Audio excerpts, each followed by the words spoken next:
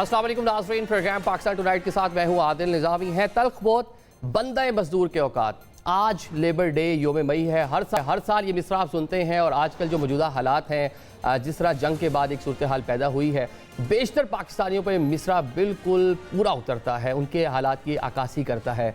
Middle east में जंग की वजह से पेट्रोलियम मसनूआत महंगी की गई, फिर कल दोबारा से एक बार प्राइम मिनिस्टर हुकूमत की जानिब से उसमें मजीद इजाफा किया गया है। ऑलरेडी कीमतें जिस सतह पर मौजूद थीं, एक आम आदमी का जीना मुहाल था। बड़ी मुश्किलात में लोग अपने जो है गुजर बसर कर रहे हैं और बिलाशुबा दुनिया भी इसके जो असरात है, जंग के असरात वो फेस कर रही है। अगर हम पाकिस्तान में बात कर लें तो पेट्रोलियम लेवी जो PLD है वहीं खड़ी हुई है, जो कंपनीज़ हैं उनका मुनाफा भी वहीं खड़ा हुआ है, टैक्सेस भी वहीं खड़े हुए हैं। आवाम को सिर्फ एक दिलासा दिया जाता है कि चलें आपको पेट्रोल मिल तो रहा है, कम से कम आपको लंबी लंबी लाइनों में तो नहीं लगना पड़ा। मतलब ये एक दिलासा है जो हुकूमत की जानिब से आवाम को दिया जाता है। On the other side petroleum मसनूआत की कीमतें खासी ऊपर चली। कल वज़ीर मसूफ साहब उन्होंने एक टॉक शो में बात कर रहे थे और पेट्रोलियम मसनूआत की बढ़ती कीमतों और दीगर जो मसाइल हैं उसमें क्या तबसरा किया, ये आपको सुनवा देते हैं। सर, हमारे पास तो कोई ऑयल रिजर्व नहीं, हम तो कमर्शियल रिजर्व्स पे चलते हैं। हमारे पास स्ट्रेटेजिक रिजर्व हुकूमत के रिजर्व नहीं है। हमारे पास या रिफाइनरियों को लाइसेंस के तकाजे के मुताबिक वो क्रूड रखते हैं। क्रूड जो होता है वो 5-7 दिन का होता है। OMCs के पास रिफाइंड प्रोडक्ट होती है, वो 20-21 दिन की होती है।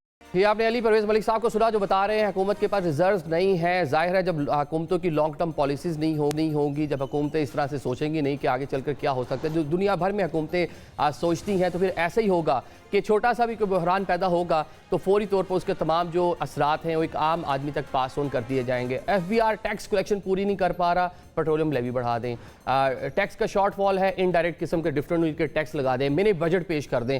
मतलब सारी की सारी चीज़ें हुकूमत ने अपने तौर पर कुछ बेहतर नहीं करना, सारी चीज़ें एक आम आदमी में पास ऑन कर देनी। और ये सब चीज़ें उस टाइम पीरियड में हो रही हैं जब आने वाले महीने में आपने वफाकी बजट पेश करना है, सूबाई हुकूमतों ने बजट पेश करना है। जंग फ़िलहाल लगी हुई है, उसके जो असरात हैं वो दुनिया उसको फेस कर रही है और अभी कोई नियर फ्यूचर में लग भी नहीं रहा कि मिडल ईस्ट में कोई सीज़ फायर भी होगा। सीज़ फायर तो चले हैं, कोई देर पा वहाँ पे अमन मुआहदा हो जाएगा, ये जंग जो है उसके बादल छट जाएंगे। तो इन हालात में पेश किया जाने वाला बजट एक आम आदमी के लिए कितना आसान, कितना मुश्किल हो सकता है, प्रोग्राम में इस पर आज बात कर लेते हैं। इस पर बात करने के लिए जो गेस्ट हमारे साथ मौजूद हैं, सबसे पहले उनका तारुफ कराता चलूँ। हमें ज्वाइन कर रहे हैं मुजम्मिल असलम साहब, मुशीर ख़जाना है खैबर पख्तूनख्वा हुकूमत में। हुज़ैफर रहमान हमें ज्वाइन कर रहे हैं, मावन खसूसी हैं प्राइम मिनिस्टर पाकिस्तान के। आमिर इलियास राना साहब हमारे साथ मौजूद हैं, सीनियर जर्नलिस्ट हैं, एनालिस्ट हैं। तमाम मेहमानों को वेलकम करेंगे। मुजम्मिल साहब, आपसे आगाज़ कर लेते हैं। पेट्रोलियम मसनूआत की कीमतें आलमी सतह पर बढ़ी हैं, लेकिन पाकिस्तान में हम देख रहे हैं कि IMF का डिफरेंट वीक की जो प्रेशर है, मजबूरियाँ हैं, टैक्सेस हम कम नहीं कर पा रहे। IMF की मजबूरियाँ समझ रहे हैं, वो हुकूमतें समझ रही हैं, लेकिन एक आम आदमी की मजबूरी कौन समझेगा? देखिए जी, बिस्मिल्लाहिर्रहमानिर्रहीम। पहली बात तो ये कि दो चीज़ें हैं। एक चीज़ ये कि जो हुकूमत के हाथ में है वो है टैक्सेस, और जो हुकूमत के हाथ में नहीं है वो है आलमी मार्केट में जो रेट्स हैं। तो हम ये नहीं कहते कि आलमी मार्केट में जब रेट्स बढ़ गए हैं तो हुकूमत की वजह से बढ़ गए हैं। ये तो एक आलमी पस मंज़र है, उसके पीछे जंग है। लेकिन हुकूमत के हाथ में जो है वो टैक्सेस से कंट्रोल था। और एक तीसरी चीज़ है प्राइसिंग, कैसे प्राइसिंग करनी है, कैसे नहीं करनी है। एक आपके सामने देखा होगा कि आज से 2 हफ्ते पहले जो डीजल की कीमतों का पहले तयन करने का फार्मूला चेंज हुआ, क्योंकि जब सोशल मीडिया में उठा और जब पहली दफ़ा वजीर पेट्रोलियम से मैं मिला था, पेशावर में आए थे वजीर खजाना के साथ, तो पहले दिन जब पहली दफ़ा कीमतें बढ़ने वाली थी तो मैंने उन्हें कहा था कि सर ये जो है रिफाइनरीज के विंडफॉल होंगे और आप देख लें, और मैंने एक मशवरा दिया था कि इन पे विंडफॉल टैक्स लगा दें। तो बहरहाल उस वक्त उन्होंने ये कहा था कि अगर अभी हमने कर दिया, इस वक्त अवेलेबिलिटी का इशू है, पहले हम अवेलेबिलिटी को इंश्योर कर लें, फिर ये बाकी सारी चीजें हो जाएंगी। तो 2-3 चीजें हो गई, एक ये कि कीमतें कैसे तयन करनी है, दूसरा टैक्सेस क्या है, और तीसरी आलमी मार्केट। पहली वाली बात को हम कहते हैं इनमें इसका कोई कसूर नहीं है। तो अब अवाम जो है ये देख रही है कि हुकूमत जो है किस तरीके से शॉक को एब्जॉर्ब करती, या हुकूमत अपनी आमदनी एक ही जगह मिली हुई है कि यहाँ ही से पूरी करनी है। एक ये है, एक बिजली, एक टेलीकॉम है। अगर आप यकीन जाने कि अगर 4 टैक्सेस पाकिस्तान से आज खत्म कर देना या इनको निकाल लें, अभी फिलहाल ना गिने, अगर टेलीकॉम से, दूसरा बिजली से, तीसरा गैस से, और चौथा पेट्रोल डीजल मिट्टी के तेल से, तो पाकिस्तान की जो टैक्स कलेक्शन है वो आधी भी नहीं है। तो ये सारा का सारा टैक्स इन्हीं 4-5 चीजों से जमा होता है। बाकी तो एग्रीकल्चर आपने फ्री किया हुआ है, रिटेल सेक्टर आपने फ्री किया हुआ है, कारखानों पे लगा देते हैं या इंपोर्ट या सैलरी पे लगा देते हैं। तो ये जो है तो पब्लिक जो है इसमें नाराज है।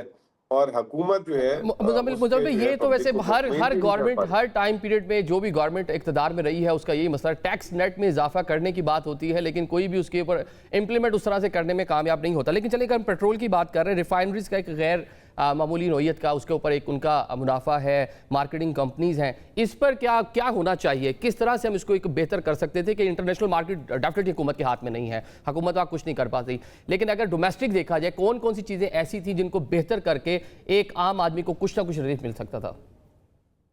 देखिए अभी ना इत्तेफाक की बात है कि जो बड़ी कंपनी है वो स्टॉक एक्सचेंज में लिस्टेड भी हैं, तो उनकी मार्च की, अभी तो अप्रैल में जो उन्होंने दिहाड़ी बनाई है वो नहीं आई सामने, मार्च तक के क्वार्टरली रिजल्ट्स आए हैं। वो रिफाइनरी जो लॉस करती थी वो 25-25 अरब 50-50 अरब पीएसओ का प्रॉफिट आप देखें। बाकी बहुत सारी ऑयल मार्केटिंग कंपनीज हैं जो लिस्टेड नहीं है। तो एक मोटा सा हिसाब है, ये 5-6 कंपनीज का मिला के मुनाफा जो है तकरीबन 200 अरब रुपए से ऊपर हो गया। तो ये वो 200 अरब जो अंग्रेजी में कहते हैं ना, somebody's loss is somebody's gains। तो जो अवाम का जो लॉस हुआ है ना, जो 200-250 अरब रुपए से तो बहुत ज्यादा हमने अपने रकम पे की है पेट्रोलियम मसूलियात की कीमत में भरने की, लेकिन उसमें जो सामने बेनिफिशियरी हैं 5-6-8 जो है कंपनियां नजर आई हैं। अब हुकूमत ने क्यों इनको ये विंडफॉल जाने दिया, या आगे क्या प्रोग्राम है कि किस तरीके से जो है इनसे ये वापसी की करेंगे, ये देखने वाली बात है। लेकिन आवाम जो है आज की बात सुन लें कि 1 अप्रैल को जो है 1 मई को इन्फ्लेशन का नंबर आया और 11% महंगाई, सीधा 7% से 11%, लेकिन ये 11% हुकूमती खातों में है और हुकूमत ही बता रही है कि 75% टमाटर की कीमत बढ़ी है, 45% अनियन की कीमत बढ़ी है, 40% पेट्रोल की कीमत बढ़ी है, 32% बिजली की कीमत बढ़ी है ये इस एक माह में, और जो है गैस की कीमत भी तकरीबन इतनी बढ़ी है। तो ये अवाम के लिए 11% महंगाई नहीं है, अवाम के लिए तो पता नहीं 25-30% महंगाई हो गई है। और ठीक है, वो बड़े तो सर जैसे कहते डेफिनेटली हैं जब बुरे हालात पेट्रोल हैं। मसनूआत की कीमतें बढ़ेंगी तो कमोडिटीज़ जो है वो तो महंगी होनी है।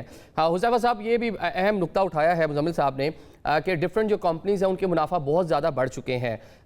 55 रुपये पहली बार प्राइम मिनिस्टर ने बढ़ाए, फिर 137 रुपये, फिर उसमें से जनाब कुछ लेस कर दिया, तो उस टाइम पीरियड में अच्छा खासा झटका लगा एक आम आदमी को और कंपनीज जो उनका मुनाफा खासा बढ़ गया। तो क्या कहीं समहाउ प्लानिंग का फुकदान था, उस तरीके से गवर्नमेंट जिस तरह मैनेज कर सकती थी कर नहीं पाई?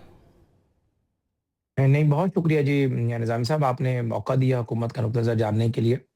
पहली गुज़ारिश तो ये है कि मुज़म्मिल साहब ने बिल्कुल इंतहाई काबिल एहतराम है, बड़े लर्नर्ड आदमी हैं, इकॉनमी को समझते, लेकिन ये सारे आदाद-ओ-शुमार जो उन्होंने बताए हैं, मैं इसलिए इंतहाई अदब के साथ गुज़ारिश कर रहा हूँ कि इन्होंने बिल्कुल फर्ज किया और बिल्कुल नाक़िस मालूमात है। क्योंकि मुज़म्मिल साहब जिस पोज़ीशन में बैठे हुए हैं, ये कंपनी से कल नाम लें, कल का शो आपने इसी मौज़ू पे करना है, बहुत बड़ा इल्ज़ाम है। ये छोटी बात नहीं है, ये वरना स्कूप ऑफ द ईयर होगा अगर आप इसे ब्रेक करेंगे। इन्होंने कहा है कि 200 अरब मैं रुपए अभी हमने बता किसी देता हूँ, कंपनीज़ को अभी दे बता दिए, देता हूँ तो पीएसओ का पाकिस्तान में सुन लेना, मुझे मुकम्मल 37.5 बिलियन। नहीं, मुकम्मल कर लो जी। मैं अभी मुकम्मल बता तो देता कर हूँ लूँ आपको, अपनी बात। प्रॉफिट मैं उंगलियों पे है अपने मेरे। मुकम्मल तो कर लो जी। मैं पहले मुकम्मल कर लूँ, आप उसे जवाब ज़रूर दीजिएगा। चले कर पहली बात तो ये कि इन्होंने जितनी पाकिस्तान में बड़ी ऑयल मार्केटिंग कंपनीज काम कर रही हैं, टोटल है, कन्वर्ट हुई है गनवर में, शेल मौजूद है, अरामको है, कार्टेक्स है, बाकी भी कंपनीज जो ये बताएं आदाद-ओ-शुमार के मुताबिक, मैं अब आपके सामने आदाद-ओ-शुमार रख देता हूँ। पहली बात तो ये है कि सिर्फ वन स्ट्रोक ऑफ पेन वज़ीर-ए-आज़म साहब ने पिछले हफ्ते 22 अरब रुपए का ऑयल मार्केटिंग कंपनी को नुकसान दिया है कि उनका फार्मूला ही चेंज कर दिया। यानी पहले अगर उन्हें लेट्स से जो है वो आप कहें कि जो फर्नेस ऑयल आता है या क्रूड ऑयल आता है, उसके ऊपर उनका फार्मूला बनता था, अब उन्होंने फार्मूला ऐसा ही भाई चेंज वो कर दिया। रिफाइनरीज का खाली चेंज किया, ऑयल मार्केटिंग का नहीं, सुन लें जी, रिफाइनरीज का सुन चेंज तो लें जी, किया है। मैं आपकी सिर्फ तस्दीक मुझे कर रहा मुकम्मल तो करने हूँ, दें। आपसे जल्दी में जी, निकल जी, के सुन रिफाइनरीज लें। का फॉर्मूला हुज़ैफा साहब, वैसे मैं 82 आपको अरब की ये सब्सिडी भी बताता मांग हूँ। रही है कंपनीज मैं जो हैं। सुन तो लेना जी। हुज़ैफा साहब चले मुकम्मल करें, फिर मुजम्मिल भाई से जवाब देते हैं जी। पहले आप दोनों करने में मकसद है कि पहले मुझे नहीं मुकम्मल नहीं तो नहीं करने नहीं, दें भाई। आप जल्दी मैंने मुकम्मल केस अपना करें, बिल्ड करना है, मैंने अपना केस बिल्ड करना है। बिल्कुल रिफाइनरीज का किया, पाकिस्तान के अंदर सबसे ज्यादा फ्यूल यानी अटक है, अटक की अपनी ऑयल रिफाइनरी है, पार्को गनोवर है, उसकी अपनी ऑयल रिफाइनरी है, पीएसओ सबसे बड़ा जो है पार्को से लेती है और पार्को जरा गनोवर का शेयर होल्डर भी है। मैं बेजर जितनी भी ऑयल मार्केटिंग कंपनीज की बात कर रहा हूं आपसे, बेसिकली उनमें पाकिस्तान के अंदर उनकी ऑयल रिफाइनरीज बहुत सारों की मौजूद है, कुछ की नहीं है।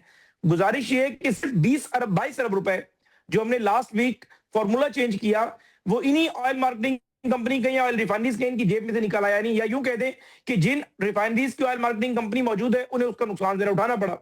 दूसरी बात इन्होंने कही कि वजीर आजम साहब ने 55 रुपए बढ़ाए और उस 55 अरब रुपए से एकदम जो है वो 70 अरब या 113 अरब की बात लोग करते हैं, ऐसा हरगिज नहीं है। ये स्टॉक चेक कर लें, अगर जो स्टॉक अवेलेबल था इफ एंड बट में जाए बगैर तब भी 40 अरब रुपए बनते हैं। लेकिन जब उन्होंने आलमी मार्केट के अंदर 104 105 पे कीमतें चली गई थी आपके क्रूड ऑयल की, जब उसकी बुकिंग कराई तो उन ऑयल मार्केटिंग कंपनीज को 72 अरब रुपए का नुकसान उठाना पड़ा, यानी जो रेट्स का था। यानी वो अगर जो फार्मूले को आप एडजस्ट करेंगे टोटल मिलाकर तो मेरे ख्याल से कोई 2 4 5 अरब या उनका हमारी तरफ होगा, हमारा उनकी तरफ होगा। स्क्रीन पे बैठ के कह देना कि हुकूमत ने 200 अरब रुपए उन ऑयल मार्केटिंग कंपनीज को बेनिफिट दे दिया जिन ऑयल मार्केटिंग कंपनीज का ना हुकूमत से कोई ताल्लुक है ना हुकूमत चले किसी कंपनी में वैसे भी अभी 82 अरब जो है यही कंपनीज जो है हुकूमत से सब्सिडी भी मांग रही है। मतलब मैं जल्दी से रिस्पांस करें, फिर मुझे राणा साहब की तरफ इसीलिए मांग रही है ना, नुकसान में गई है, नुकसान में गई है। जवाब ले ले मुजफ्फर साहब जी।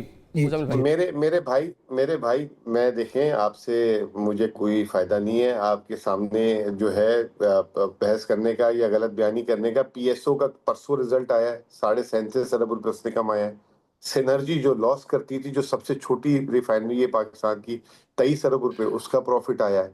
ठीक है ना, ये दो कंपनियों की आपको सिर्फ मैंने अटक रिफाइनरी का ऑल टाइम हाई प्रॉफिट आया है, 80 अरब कुछ आया है। आप चेक कर लें मेरे से ना, मैं कहता हूँ मेरी बात में आप समझे कि मैंने बोली, आपने जैसे कहा ना मैंने गलत बयानी की है, आप इसी तरीके से लें। मैं आपको 5-6 कंपनियों के नाम दे देता हूँ और बाकी आपकी लिस्टेड नहीं है कंपनियां। और अगर ऐसी है तो फिर आपके वजीर आजम ने FIA को इंक्वायरी के पीछे क्यों लगाया हुआ कि इन्होंने गलत स्टॉक और ये गलत ये चीजें की है। FIA किस चीज की इंक्वायरी कर रही है? तो मेरे भाई, मेरे दोस्त और खुद आपके जो वजीर पेट्रोलियम,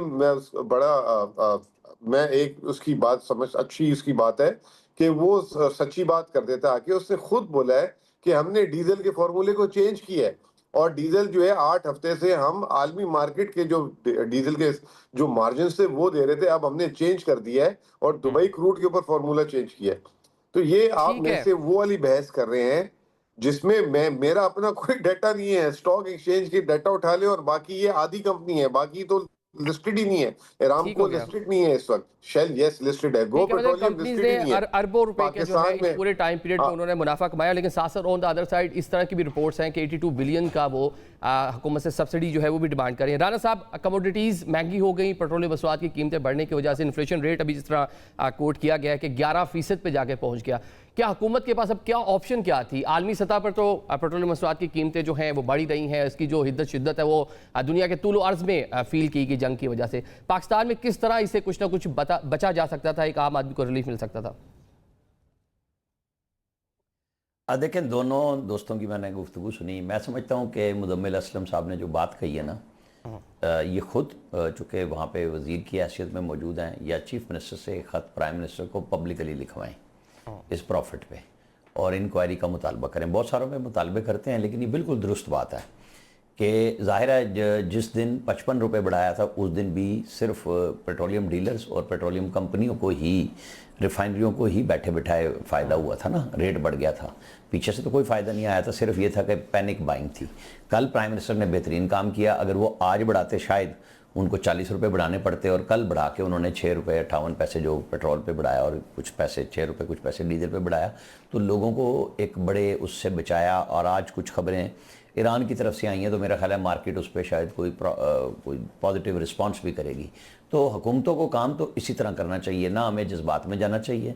जो सही है वो सही है, जो गलत है वो गलत है। FIA की इंक्वायरी हो, किसी चीज़ की इंक्वायरी हो, कुछ मिलता प्रॉफिट सब ने बनाया, इसमें तो कोई शक नहीं है। आप PSO को छोड़ के बाकी तो सारी प्राइवेट कंपनी है, उसके अंदर फिर सारी दुनिया ने इल्ज़ामात लगाए कि जी लोगों के पैसे बने हैं। तो पैसे जैसे बैंकों को प्रॉफिट्स पे जुर्माने हुए थे कि कोरोना में या किस चीज़ में इन्होंने बेपना पैसा बनाया था, तो अब आप इसको भी देख लें कि बिल्कुल चेक करना चाहिए। प्रॉफिट उनका भी हक है जो इन्वेस्ट करते हैं, उनका राइट है, लेकिन ये राइट नहीं है कि आम आदमी के गले पे छुरी फेर के वो प्रॉफिट ले जाएं और हुकूमती पॉलिसियों में हमें सुनाया जाए। नहीं, हम उसी की बात करेंगे। लेकिन राणा साहब, यहाँ पे एक छोटा सा क्वेश्चन और भी रेज होता है कि खैबर पख्तूनख्वा हुकूमत लेटर लिखेगी प्राइम मिनिस्टर पाकिस्तान को, प्राइम मिनिस्टर पाकिस्तान उस लेटर को बॉदर भी करेंगे, लेकिन बहुत से मुतालबात करती रही है KP की हुकूमत पहले भी, तो वफाकी हुकूमत तो कोई इसको लिफ्ट ही नहीं कराती। नहीं, देखें मैंने क्यों कहा है, ये मैंने जानबूझ के कहा है। देखें जब ये मैंने 7 लफ्ज़ कहा है पब्लिक भी करें, वो एक डिबेट बनेगी ना कि देखें ना बहुत सारी चीज़ें गलत भी होती हैं, बहुत सारी सही भी होती हैं, तो जो चीज़ सही समझ आए उसके ऊपर डिबेट बढ़ जाएगी ना। ये जब लिखेंगे तो हर फोरम पे बात भी करेंगे ना, उसको डिफेंड करेंगे। मुजम्मिल असलम साहब ने कहा है ना स्टॉक एक्सचेंज का डाटा है, सब कुछ के बावजूद मैं कहूँगा कि इन्हें ख़त भी लिखना चाहिए एक हुकूमत के तौर पे कि हमारे लोगों को नुकसान हो रहा है इसके ऊपर आपकी इस पॉलिसी के तहत। फिर बाकी जगहों पे भी आएगा और मीडिया साथ खड़ा होगा, हम खड़े होंगे। क्यों, हम किसी प्रॉफिटर के साथ तो नहीं ना खड़े हुए, हम तो आम आदमी की बात करते हैं मीडिया पे बैठ के, हमारा तो किसी से लेना देना नहीं है। अच्छी पॉलिसी है उसकी बिल्कुल तारीफ करेंगे, खुल के करेंगे और किसी खौफ के बगैर करेंगे। जहाँ प्रेशर आएगा अवाम पे हम बात करेंगे। और अभी भी कल भी मैंने ये बात कही थी हमारे अपने प्रोग्राम में, लेकिन उसके बाद प्राइम मिनिस्टर का अच्छा फैसला आया। इशू ये है कि ये जो, और मैं मुजम्मिल असलम साहब से भी कहूँगा कुछ इस पे ज़रूर बात करें, ये जब शुरफा की एलीट क्लास की तनख्वाहें बढ़ती हैं, उनकी मुराद बढ़ती हैं, IMF का कभी खता, और जब कभी आम आदमी को 2 रुपए 4 रुपए की कोई रियायत देनी हो तो प्राइम मिनिस्टर को इजाज़त लेनी पड़ती है। IMF से पूछ लूँ भाई, ये जो इस वक्त हमारी सिचुएशन बनी हुई है, ये ज़रूर बताएं मुजम्मिल असलम साहब के वजारत ख़जाना ने इनकी मुशावरत के साथ, क्योंकि जब इनसे सरप्लस मांगते हैं, मुशावरत मांगते हैं, तो क्या उन्होंने IMF के ऊपर डाला कि जनाब हमारी आवाम रुल गई है, हम पैसे नहीं दे सकते, इतना बड़ा प्रेशर, आलमी बहरान आया, ये पाकिस्तान की किसी पॉलिसी के तहत बहरान नहीं आया पेट्रोलियम वाला इस वक्त, और उसे आ रहा है तो आप हमें रियायत दें चलते हुए पैकेज के अंदर। तो क्या हमने कुछ किया है? नहीं किया तो ये भी ये उठाएं इस बात को। हम तो ये बात रोजाना उठाते हैं कि एलीट क्लास के ऊपर तो किसी बंदे के ऊपर IMF का खत नहीं आता, लेकिन ये IMF 2 रुपए पेट्रोल के ऊपर, ये एलीट क्लास की बात कर रहे हैं। प्राइम मिनिस्टर पाकिस्तान ने एक फायशारी मुहिम बोला और कहा जनाब कि वो प्रोटोकॉल कम हो जाएगा, तो हमें तो एक प्रोटोकॉल ही कम होता नजर नहीं आया। मुजम्मिल साहब, अभी राना साहब ने जो एक दो बातें रेज की हैं कि जनाब आप वफाकी हुकूमत को लेटर लिखे, KP की हुकूमत, जिससे पूरा मामला उठाए। ऑन द अदर साइड, अगर जिस तरह कल वजीर साहब ने भी कहा रिजर्व होते पाकिस्तान की हुकूमत के पास, उन्हें खुद से पेट्रोल रिजर्व रखे होते अपने पास, फिर क्या कुछ सिचुएशन बेहतर हो सकती थी कि आपके पास अपने रिजर्व मौजूद थे, उनको यूज किया जाता, बाद में उसको रिफिल कर लिया जाता? देखिए, मैं सबसे पहले आपको एक बात बता देता हूं, क्योंकि मैं ये जो पेट्रोलियम मसनूआत की कीमतें जो थी उसमें बाकायदा वजीर आजम हाउस में जो है KP की नुमाइंदगी करने गया था। और ये जो बातें मैं कर रहा हूँ ये मैं हुज़ैफा रहमान साहब के सामने नहीं कर रहा या आपके सामने नहीं कर रहा। वहाँ पे जो है बाकायदा वजीर आजम साहब, आला क़यादत सब बैठे हुए थे, और मेरा स्टाइल ऐसा है ही नहीं, मैं जो बात है खुल के करता हूँ। वहाँ मैंने एक बात की थी जो अब आप लोग के सामने करता हूँ, फर्स्ट टाइम बार कर रहा हूँ बात। ये बात मैंने कही और मैंने बताया कि इस तरीके से जो है होर्डिंग भी हुई, पैसे भी कमाए गए। वहां पे एक मोहतरम वजीर जो हैं बहुत बड़े, ठीक है ना, जिन्होंने कल ऑपरेशन जिनकी सरपरस्ती में हुआ एक टावर में, उन्होंने ये जवाब दिया, मोहसिन नकवी साहब थे, उन्होंने कहा कि बिल्कुल हमने FIA से जो है रिपोर्ट मांग ली है। यहाँ तक उन्होंने कहा उस मीटिंग में, वजीर आजम हाउस की मीटिंग में, ज़ैफर रहमान साहब सुन लें आप ही, ठीक है ना, और ये तस्दीक करवा लीजिएगा जाके, उन्होंने कहा कि एक एक ऑयल टैंकर 10-10 दिन से जो है कंपनियों से निकले हुए और पेट्रोल पंपों तक नहीं पहुंचे, क्योंकि उनको पता है कि कीमत बढ़ने वाली है। और एक एक टैंकर सिर्फ जो ऑयल का 1.5 2-2 करोड़ पे उन्होंने कमाएंगे, ये जो रात को जब ये कीमतों का ऐलान होगा। तो आप इससे अंदाजा लगा लें कि फिर अगर एक टैंकर 1.5 से 2-2 करोड़ रुपए की दिहाड़ी लगा रहा है, तो फिर उसके बाद कंपनियों ने क्या किया होगा, रिफाइनरियों ने क्या किया होगा। भाई ये बातें ऑन रिकॉर्ड हैं पूरी दुनिया ने। और फिर ये मैं आपको जो बात हवा में नहीं कर रहा, स्टॉक एक्सचेंज की कंपनियों की ये जितनी ऑयल मार्केटिंग और रिफाइनरीज के रिजल्ट निकाल ले, सिर्फ मार्च क्वार्टर के आ गए, सारों के तकरीबन आ गए रिजल्ट। आप अगर मेरी बात पे आपको, और फिर पिछले साल मार्च का भी निकाल के कंपेयर कर लें 2 सालों के मार्च, आपको पता लग जाएगी बात।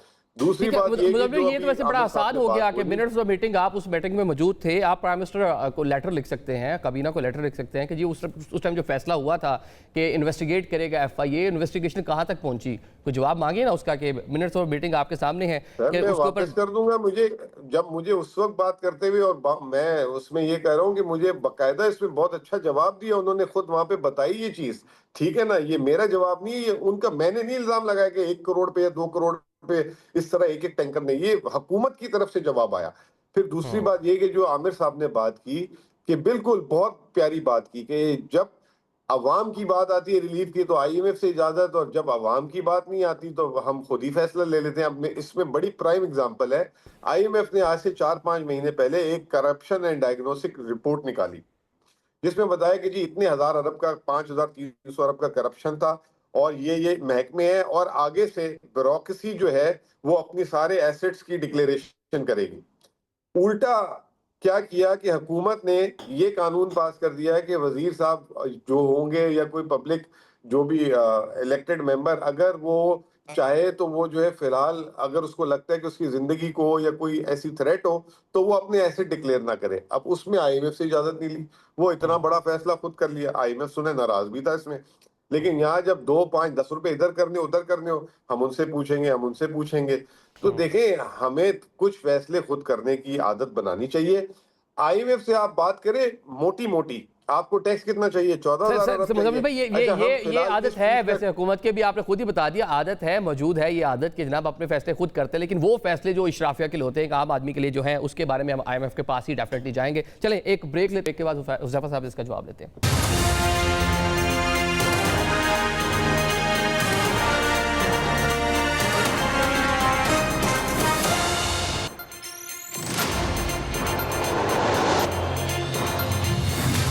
Welcome back after the break. Programme में आपको एक बार फिर से खुशामदीद कहते हैं। हुज़ैफा साहब, मुज़म्मिल साहब जो बात कर रहे हैं कि प्राइम मिनिस्टर ऑफिस में पेट्रोलियम मसनूआत की कीमतें बढ़ाने के हवाले से इजलास, वहाँ पे वो खुद भी उसका मीटिंग का हिस्सा थे।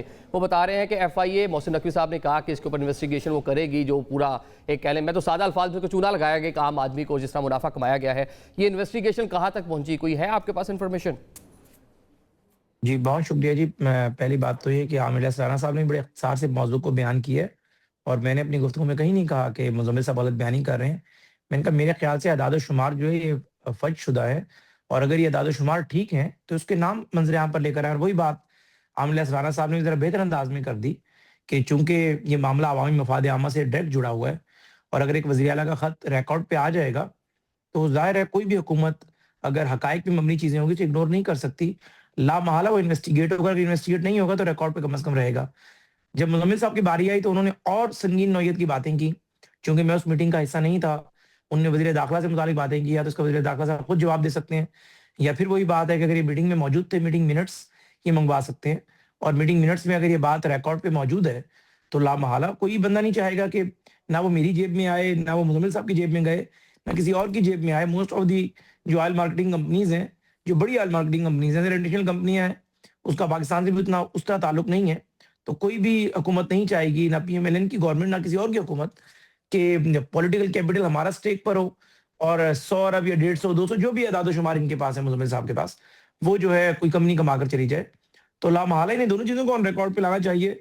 और चूँकि मेरे मामला भी इल्म में नहीं है, लेकिन अगर ये कह रहे हैं, अगर मैं इन्हीं की बात पर इत्तेफाक करूँ, वज़ीर दाखिला साहब ने यकीनदहानी कराई है या वहाँ पर इस किस्म की बात हुई है, तो लामहला FIA इन्वेस्टिगेट भी करेगी। और जिस तरीके से बताया आमिर राना साहब ने कि जब डॉलर्स के मामले में इसकी जो डॉलर की कीमतें थी, उस मामले में आपके बैंकों ने दूसरे भाग में गैम्बलिंग की थी, तो फिर ज़ाहिर है कोई 30-40 अरब रुपए की या 41 अरब की थी मेरे ख्याल से पेनल्टी उन पर इम्पोज की गई, और रिकवरी भी हुई।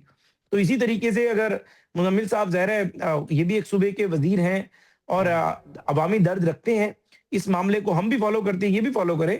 और अगर इन ऑयल मार्केटिंग कंपनीज़ के पास अवाम का खून पसीने का पैसा जो है वो चला गया है, तो लामहला अगर उसकी रिकवरी हो जाती है तो वो पैसा जो है दोबारा आम आदमी के पास जाएगा, और इस तरह जाएगा कि आप ज़रा एक जनरल फार्मूला बनाकर, हुकूमत है, पूरी हुकूमत की मशीनरी मौजूद है, अफसरान मौजूद है, टेक्निकल एक्सपर्ट मौजूद है, उनके होते हुए पैसा जाना ही नहीं चाहिए था। इन्वेस्टिगेशन तो चलेंगे, तो दूसरा हिस्सा आ गया ना, जाना ही नहीं चाहिए था। राना साहब, एक तरफ हम देख रहे हैं कि इकॉनमी है पाकिस्तान की, सहमत हूँ, बिल्कुल सहमत हूँ मैं आपसे, ठीक है राना साहब, बिल्कुल।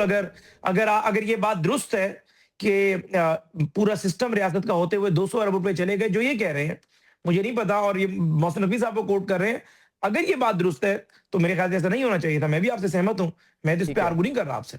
ठीक है राना साहब, एक तरफ तो इंटरनल जो डोमेस्टिक इश्यूज हैं वो तो अपनी जगह, लेकिन हम देख रहे हैं कि पाकिस्तानी डायस्पोरा एक बड़ा अरब ममालिक में मौजूद है। अब UAE के हवाले से बहुत सी खबरें आ रही हैं कि वहाँ से पाकिस्तानियों को निकाला जा रहा है 48 आवर्स के अंदर अंदर, कहा जाता है जी आप मुल्क छोड़ दें। कल बल्कि एक इत्तेहाद एयरवेज में भी काम करने वाले 15 के करीब लोगों के साथ ये ऐसा ही हुआ। अगर ये सूरत हाल आगे चलती है तो रेमिटेंस, पाकिस्तान तो चली रेमिटेंस में रहा है, 7 to 8 बिलियन USD सालाना वहाँ से रेमिटेंस आती हैं, तो इकॉनमी के लिए मजीद मुश्किलात नहीं पैदा हो जाएंगी? आज देखें, एक तो हुज़ैफा साहब का शुक्रिया कि मैंने कोरोना कहा था, उन्होंने डॉलर वाली बात दुरुस्त कर दी कि डॉलर की गैम्बलिंग की इन्होंने, और ये नहीं होनी चाहिए थी, बिल्कुल ठीक हो गया। अच्छा, आपने जो की ना बात UAE की, इस पे पहले मैं कई दफ़ा बात कर चुका हूँ इस क्राइसिस से पहले कि वो 4 चीज़ों पे पाकिस्तानियों के जब वीज़ों की इब्तदाई तौर पे बात हुई थी, मुख्तसरन बता देता हूँ कि हमारे लोगों ने बीच पे जाना, वीडियो बनानी और कहना कि जी ये इस्लामी मुल्क है, और पता लगा 99% पाकिस्तानी ये काम कर रहे हैं सोशल मीडिया पे। जब शेखों ने चेक किया, हमें पता लगा कि जी बारिशें आ गई हैं जी, कि जी मंदिर बन गया, लिहाजा दुबई में ये तो और अबूधाबी में तूफ़ानी बारिशें आई हैं, वो भी सारे पाकिस्तानी निकले। नंबर 3 पे पॉलिटिकल एक्टिविटी वो अपने लोगों को नहीं करने देते, हमारे लोगों ने शुरू कर दी। चौथा बेगिंग, जो सऊदी अरब में भी है, जो यूएई में भी है। तो पाबंदियों के असरात हमारे लोगों पे आ रहे थे। ये हमारे लोगों को समझना चाहिए कि सियासत करनी है तो अपने मुल्क में करें। अच्छा, मेरे पास कोई बिल्कुल फैक्ट्स नहीं है इस वक्त। जो बात वो वैसे जो आई थी ना, वो एमिरेट्स के लिए आई थी कि जिन लोगों को निकाला गया है, इत्तेहाद पे नहीं आया था। लेकिन ये हुकूमत पाकिस्तान बता सकती है। मैं इस सेंसिटिव इशू पे इसलिए नहीं बात करूंगा कि मुख्तलिफ तरह के लोग मुख्तलिफ बातें कर रहे हैं, कहीं सच है कहीं झूठ है। मेरे पास अभी तक कोई ऐसा डाटा मौजूद नहीं है, मैंने चेक भी नहीं किया कि जी क्या वाकई ऐसा हो रहा है। हमें देखें, बिल्कुल एक दुख लगता है कि अचानक उन्होंने हमसे पैसे मांगे, लेकिन एक और इस्लामी मुल्क ने यानी सऊदी अरब ने उस वक्त हमारे पैसे पे करा दिए जो उस वक्त ज़रूरत थी, यूएई ने कर दिए। तो ठीक बात है ना, हमने पैसे मांगे थे, हम अपने अरेंज नहीं कर सके। जब इमरान खान साहब पैसे लेके आए थे तो वो पहले वो बहुत गुस्से में हुआ करते थे, लेकिन उन्होंने कहा कि देखिए मैं पैकेज लेके आया हूँ सऊदी अरब से। उन्होंने कर्जे के उसको पैकेज का लफ्ज़ दे के कहा। ये हमारी हुकूमतों की मजबूरियाँ और सब ने की हैं। इस मामले में मुज़म्मिल साहब को दाद देता हूँ कि हमेशा दुरुस्त अंदाज में बात करते हैं। जैसे पेट्रोलियम के ऊपर मैंने इनको जब भी सुना, इन्होंने बड़ी क्लैरिटी के साथ सियासत की बजाय वो बात की कि जो पाकिस्तान में इस वक्त मुश्किल आई हुई है वो कोई हुकूमत पाकिस्तान नहीं लेके आई। हल के ऊपर हम भी बात कर रहे हैं कि आप लेवीज डाउन कराएं, उनसे करें। यूएई के मैटर पे मेरे ख्याल में इसहाक डार साहब को खुद बात कर लेनी चाहिए। ठीक है, इस पर बहुत सारे स्पेकुलेशंस हैं, सोशल मीडिया भरा पड़ा है। मुजम्मिल साहब, चलें ओवरऑल हम यूएई को छोड़ भी दें, ओवरऑल जंग के असरात जो है मिडल ईस्ट के अंदर पाकिस्तानी बड़ी तादाद में, मतलब 50% के अराउंड जो पाकिस्तान डायस्पोरा है, 50 to 60% वो इन्हीं 6 अरब ममालिक के अंदर है। 30 लाख सऊदी अरेबिया में है, 20 लाख के करीब मुत्तहिदा अरब अमारात के अंदर हैं। वहाँ जो एक कह लें कि जंग की वजह से जो उसके असरात फील कर रही हैं उनकी हुकूमतें भी, पाकिस्तान की इकॉनमी पर इसका कितना असर पड़ सकता है? आने वाले कुछ टाइम में हमने बजट भी देना है, तो आने वाला बजट भी कितना मुश्किल होगा रेमिटेंस अगर कम होते हैं? अच्छा, इत्तेफाक की बात है, मैं कुछ 4-6 महीने से, क्योंकि मैं मईशत का तालिब इल्म हूँ, तो मुझे ना हाई रेमिटेंसेस जो है वो बॉदर कर रही थी। अब ये ना समझिएगा कि मुझे बुरी लग रही थी कि क्यों बढ़ गई हैं। बॉदर उसका पॉइंट ये कर रहा था कि पाकिस्तान की मजमूई मईशत का जो है पहले रेमिटेंस 5% होता था और जो है उससे मुल्क चलता था और ये सब। अब जो है क्योंकि मुल्क में माशी हालात 4 साल से खराब है, तो वो आज मईशत का जो है वो 10% बन गया है। 10% यानी 40 अरब डॉलर इस साल भी प्रोजेक्टेड है कि 40 अरब डॉलर आएगा और 400 अरब डॉलर की मईशत है। तो जब मैं ये कहता था, और मैंने पिछले दिनों आमिर मतीन साहब के और 1-2 प्रोग्रामों में बात भी की थी जब ये ईरान का मसला नहीं हिला था, हमारी रेमिटेंसेस एक तो 10% हो गई, तो इससे मुल्क का बैलेंस ऑफ पेमेंट और अपनी जो डॉलर शॉर्टफॉल था हम इसको कवर कर रहे थे। दूसरा, वो कंसंट्रेटेड है बहुत। आपने खुद बता दिया कि 55% जो है वो गल्फ ममालिक और इधर से आती है। वो कंसंट्रेटेड होना जो है ना, कोई भी आपका टैप बंद कर दे तो वो जो है आपके लिए मुश्किल हो जाती है। अभी देखें, ये जो बात है, मैं समझता हूँ कि बड़ी मुतवाजन बात की है आमिर साहब ने कि it is too early to say कि जी उन्होंने हमारे लोग निकालना शुरू कर दिए हैं। मे भी उन्होंने जो है वहाँ के उनके कानून के हिसाब से कोई चीजों को जो है उन्होंने फॉलो नहीं किया, और उसको जो है क्योंकि वो पाकिस्तान तो है नहीं कि जी चलता रहेगा मामला, तो उन्होंने उस पर जो है वो कर दिया। क्योंकि मार्च की रेमिटेंसेस भी जो है ना, अप्रैल की रेमिटेंसेस वो ठीक आया नंबर, ये आपको पता लगेगा 1 से 2 महीने। मुज़फ़्फ़र साहब, आपका भी कमेंट्स में चाहेंगे कि रूमर्स हैं इस नोयत की कि वहाँ से पाकिस्तानियों को निकाला जा रहा है, हुकूमती सतह पर हुकूमत इसको कैसे देख रही है इस पूरी चीज़ को? देखिए, बहुत शुक्रिया निज़ाम साहब, मेरी आपसे भी गुज़ारिश होगी। वैसे मुज़म्मिल साहब ने बड़ी जो है इसमें मोहतात बात की है, आमिर इलियास राणा साहब ने भी, और मैं भी इंतहाई मोहतात गुफ्तगू करूँगा, क्योंकि अगर इस बात को दुरुस्त भी मान लिया जाए जो आप फरमा रहे हैं, तो वहाँ पर एक बहुत बड़ी तादाद है पाकिस्तानियों की। तो हम स्क्रीन पे बैठ के ऐसी कोई बात नहीं करेंगे जिससे बाकियों के लिए मुश्किलात में कोई इज़ाफ़ा हो। और ऐन मुमकिन है, जिस तरीके से मुज़म्मिल साहब ने फरमाया, कि कुछ लोगों की ज़ाहिर वायलेशंस होती हैं, पता चलता है कि 18 पाकिस्तानी नहीं थे, साथ जो है 50 और भी ममालिक के लोग थे। तो ज़ाहिर है वज़ारत ख़ारिजा इस मामले को देखेगी और हमारे जो है यूएई के साथ बिरादराना ताल्लुकात रहे हैं और अब भी हैं। तो इसको इंशाल्लाह ताला रियासत अपने शहरियों की जो है मुकम्मल पहरेदारी करेगी और उनके हकूक़ के लिए खड़ी होगी। लेकिन उससे पहले स्पेकुलेशन करना या कोई बात मैं समझता हूँ कि मीडिया पर करना और इवन कि आल्दो यानी आपके पास ऐसे फैक्ट्स आ जाएँ, बात दुरुस्त भी हो, तब भी मेरे ख़्याल से ये टीवी चैनल पे चलाने वाली खबर नहीं है। वजह सिर्फ़ यही है कि 10 या 20 या 25 लोगों के मुताबिक तो आप खबर चला देंगे, लेकिन बहुत सारे पाकिस्तानी ज़ाहिर है जो वहाँ पर सेटल्ड हैं और उनको अभी तक छेड़ा नहीं गया। तो लामहला आपका प्रोग्राम में होने वाली गुफ्तगू या कोई ऐसे अल्फाज जो कोई चैनल चला दे, आप तो खैर बहुत मोहतात और इंतहाई ज़िम्मेदारी से गुफ्तगू कर रहे हैं, तो उसका जो एंगर है वो वहाँ पर रहने वालों पर ज़ाहिर है गिरने का इम्कान होता है। तो हुकूमत इंशाल्लाह ताला इस मामले को बहुत अच्छे से देखेगी ठीक और है। फॉरेन ऑफिस इसके ठीक ऊपर है, इंशाल्लाह ताला बिलाशुबा बड़े एक जो भी बेहतरीन नौयत के ताल्लुकात यूएई के साथ अभी भी मौजूद है, लेकिन हालिया जंग के दौरान हमने देखा कि कुछ इस तरह की चीज़ें डेफिनेटली सामने आई, जिस तरह पैसों का वापस अचानक से देना और इस तरह की बहुत सी चीज़ें। और साथ साथ यूएई आपने जो हमसाया नेबरिंग ममालिक हैं उनके जो उनके पॉलिटिशियंस हैं उसमें इसके बयान दे रहे हैं कि जीसीसी ममालिक ने भी इस जंग के दौरान उस तरह से मुत्तहिदा अरब अमारात का साथ नहीं दिया, कुछ खाइफ नज़र आ रहे हैं। तो इन्हीं चीज़ों के ऊपर डिफरेंट नौयत के आप देखते हैं कि सोशल मीडिया पर तबसरे भी हो रहे हैं। आप तीनों मौजूद मेहमानों को शुक्रिया अदा करते हैं। अभी प्रोग्राम में एक ब्रेक लेते हैं, के बाद मिडल ईस्ट की सूरत हाल पर बात करें।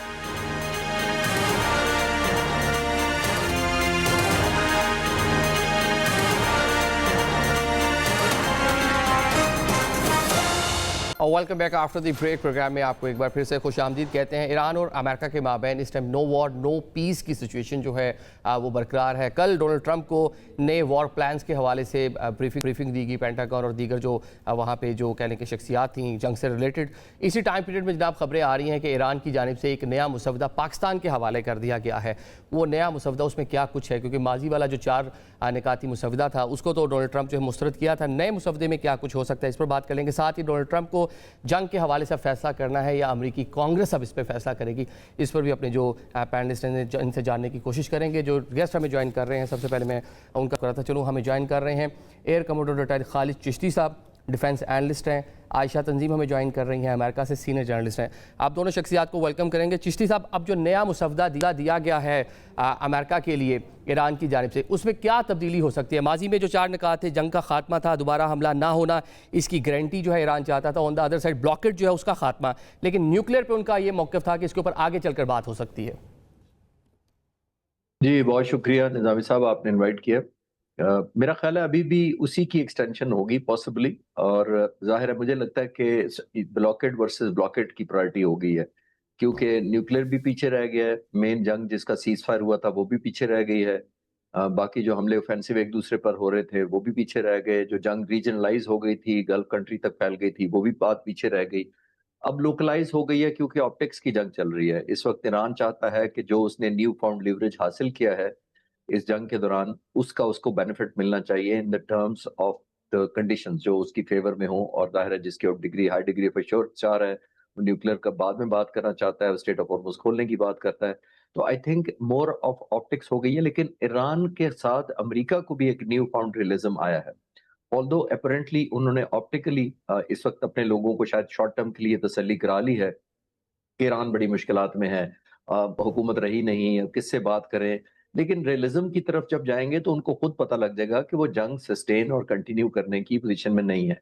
उन्होंने तकरीबन 50% अपना प्रिसीजन गाइडेड जो वेपन होते हैं, प्रिसीजन म्यूनिशन, वो अपना एक्सपेंड कर लिया है। उन्होंने 45% अपने पैट्रियट फायर कर लिए हैं। उन्होंने 30% टोमाहॉक मिसाइल जो ऑफेंसिव स्ट्राइक्स के लिए इस्तेमाल होता है वो कंज्यूम कर लिया, जिसका मतलब है कि उन्होंने ऑफेंसिव और डिफेंसिव अपनी कैपेबिलिटी दोनों को कॉम्प्रोमाइज किया है।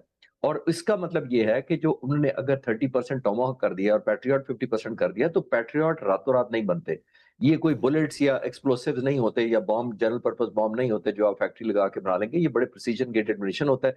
और सबसे बड़ी बात, इंटरेस्टिंग बात ये है कि चाइना ही रॉ मटेरियल देने वाले में दो इसके अंदर जो रॉ मटेरियल यूज होते हैं, रेयर अर्थ मिनरल्स, वो चाइना डिपेंडेंसी है उनकी। ठीक है, मतलब कि अभी जो ट्रंप के फिर बयानात हैं, दोबारा से ब्रीफिंग लेना, ये पब्लिक पोस्टरिंग के लिए है, मतलब दोबारा से अमेरिकन अटैक नहीं करते आपको नजर आते। और बल्कि अब तो जो मामला है कांग्रेस में जाना, उससे पहले वो ये भी कह रहे हैं कि जंग तो वैसे ही खत्म हो चुकी है, सीज फायर दिन से है।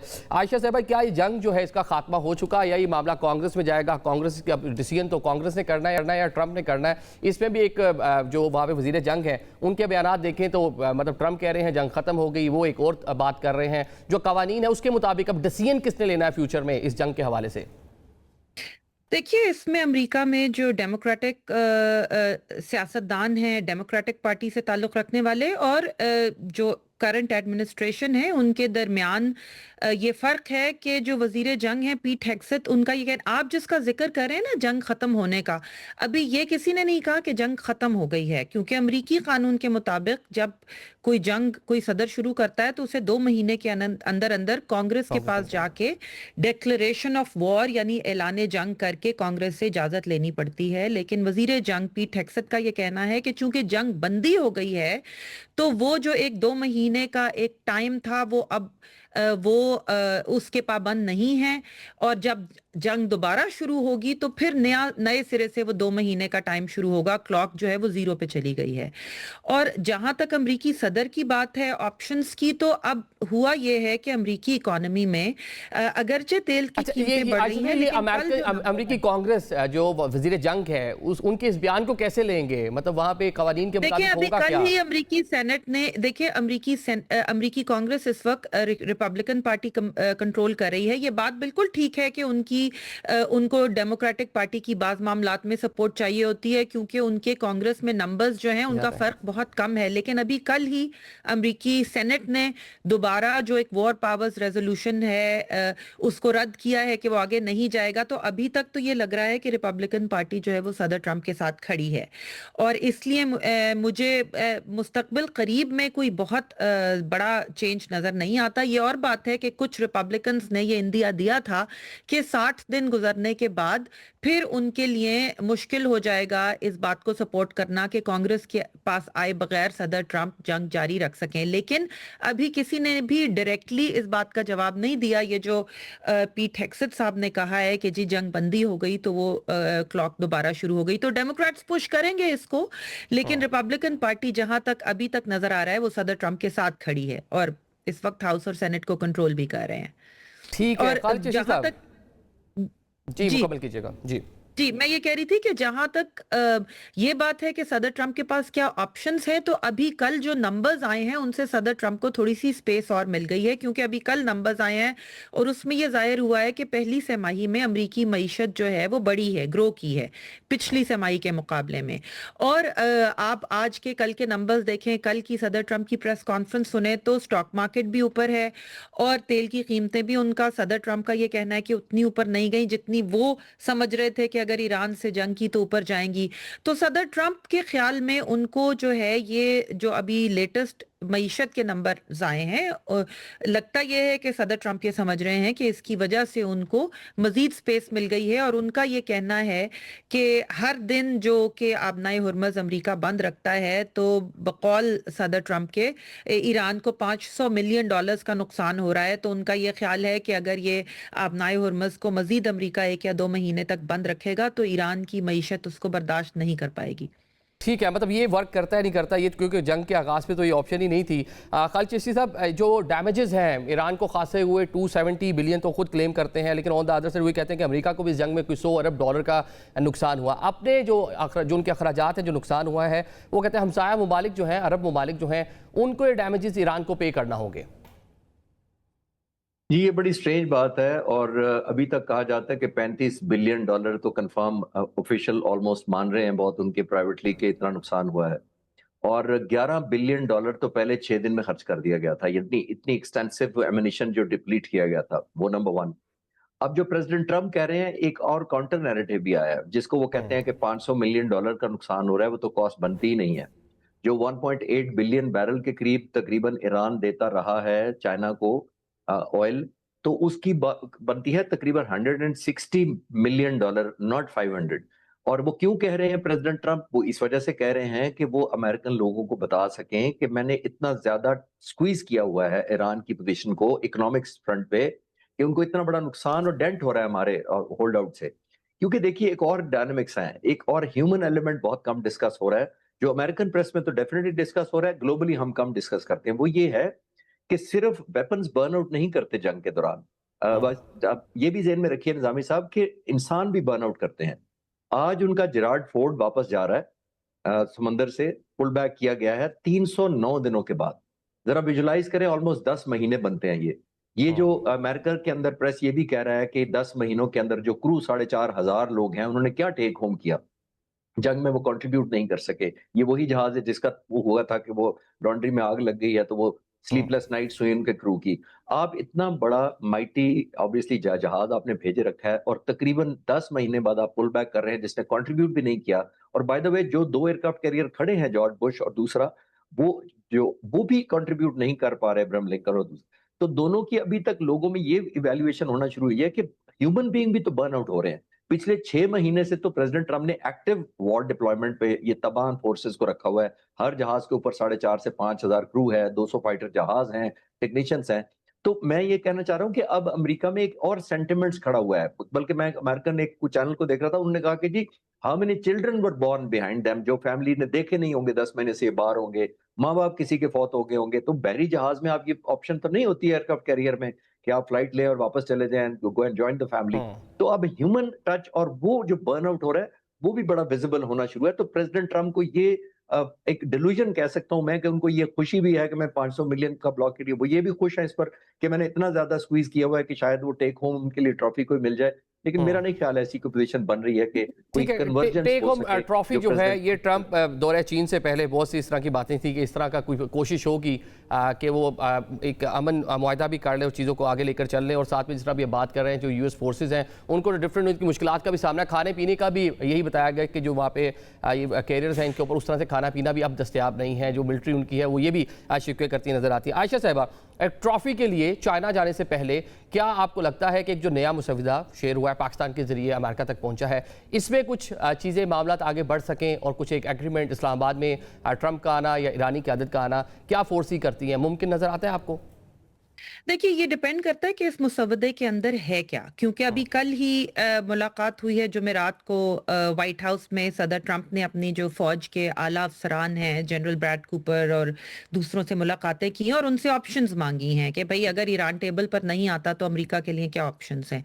और उसमें जाहिर है कि जंग दोबारा शुरू करने का भी एक ऑप्शन है। और एक जो रिपोर्ट हो रहा है, व्हाइट हाउस कॉरेस्पॉन्डेंट्स रिपोर्ट कर रहे हैं, वो ये कि एक बड़ा हमला जिस तरह से एक दफा पहले भी हुआ था।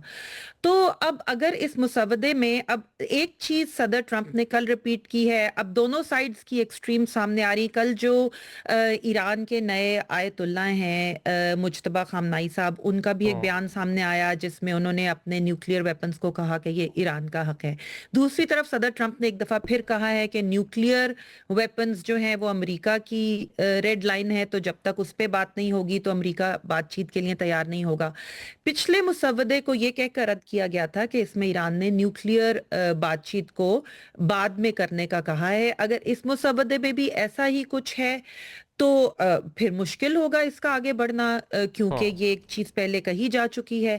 तो मुझे नहीं पता इस मुसवदे में क्या है। अमेरिका में रिपोर्ट नहीं हुआ, व्हाइट हाउस की तरफ से नहीं कहा गया, पाकिस्तान की तरफ से रिपोर्ट नहीं हुआ। तो ये सब डिपेंड इस पर करता है कि इस मुसवदे में क्या बात कही गई है, कि इस पे बात आगे बढ़ेगी या नहीं। क्योंकि मुझे लगता है कि इस वक्त दोनों ही साइड्स एक ऑफ रैंप चाह रही हैं। अमेरिका चाह रहा है मगर ईरान भी चाह रहा है, क्योंकि आपको याद रखना होगा कि ये जंग शुरू होने से पहले जनवरी में ईरान में मुजाहरे शुरू हुए थे महंगाई के खिलाफ और आम अशियाए खुर्दोनोश ना मिलने के खिलाफ।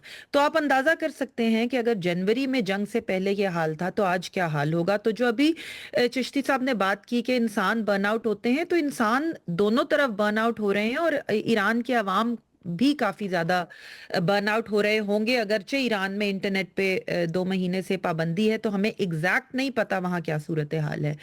तो दोनों ही साइड्स लग ये रहा है कि ऑफ रैम्प चाह रही हैं, और दोनों ही साइड्स जाहिर है कि कोई भी ये नहीं मानेगा कि हमारी सिचुएशन कमजोर है। तो ठीक है, दोनों ही साइड्स के पास कार्ड्स भी हैं और दोनों ही साइड्स शायद जंग दोबारा शुरू नहीं भी करना चाह रही।